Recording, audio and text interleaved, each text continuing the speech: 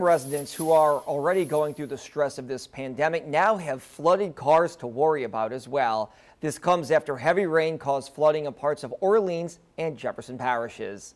CPA Kimberly Washington joins us live. And Kim, what steps should a person take if their car was flooded this morning? Right. So if you were unfortunate this morning to have your car flooded, of course, I had to deal with this in the last 2 to 3 years myself. You have to make sure that you take different steps. And the first step, you want to contact your insurance company, take a picture of your car, and make sure that you file that claim as soon as possible. All right, Kim, what type of insurance covers a flooded vehicle?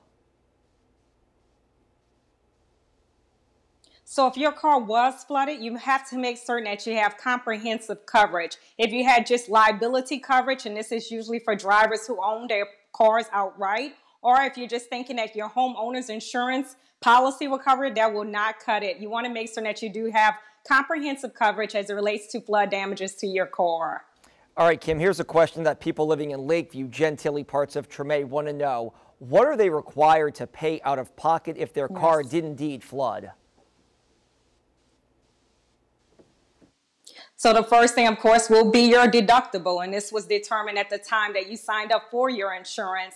Also, if you are underinsured, so if you don't have enough insurance amount as it relates to the cost of your car and to get it repaired or even replaced, you're going to also have to come out of pocket. And also, if your insurance does not cover like rental car expenses too as well, that's some different costs that you may be responsible for. So you definitely want to talk to your insurance agent.